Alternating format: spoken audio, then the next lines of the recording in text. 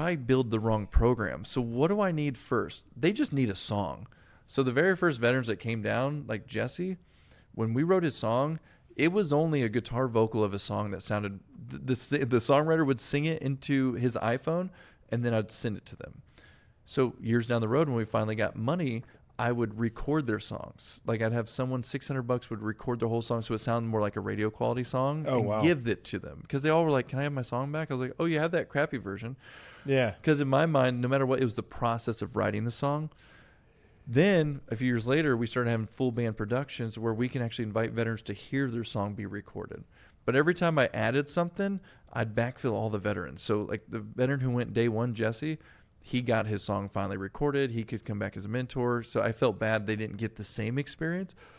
But I built the program up to now 10 veterans come at once for one of our cohorts. And it's 4 days rather than just 3 days. So 5 veterans at once, and each of them has 2 writers. So 5 of them are telling their story. So like if you, Cliff, Scooter Brown, even though he's in music, like these other guys, if 5 of you applied for our programs and you qualified, you're combat disabled veterans or just we say combat loosely. It's more wounded veteran because we've had people who I had a cook who was serving overseas with the Ranger unit, and he was the only cook on the base. And one day someone didn't show up, and he's like, where's Jimmy or whatever? And he's like, oh, he died on patrol. And he's like, I cooked him his last meal. Was it good enough? So even though he didn't go to combat, he struggled severely, and then 5 more people died. So he cooked people their last meal. And so that's what I mean by wounded veteran. It doesn't have to be like straight in combat. It could be a wounded veteran from wars. Yeah. So 5 of y'all would be paired with mentors like me. So it used to be me. First 80 veterans, it was me. I'd call them. I'd book their flights. I'd fly them out here. While they were here, I'd find more songwriters to put in rooms with them.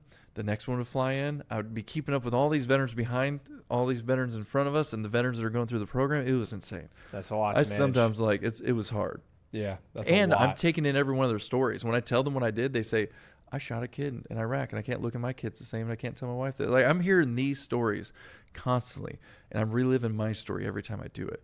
And I'm like helping them process their trauma as I'm processing mine. And it was a lot to deal with. So I knew we had to expand, and I knew that we had enough veterans now that we could provide mentors, Richards, for everyone else. So now if like a Vietnam veteran applies for a program, I have another Vietnam veteran that we fly in. We pay twice as much for one veteran because we want them to be comfortable. So if a Vietnam veteran applies from Montana, I'll fly in a Vietnam veteran from Hawaii if I have to be their mentor. They're the ones that call them before they ever get out here, say, hey, I was in Da Nang. I did this thing. What'd you go through? They tell them. They say,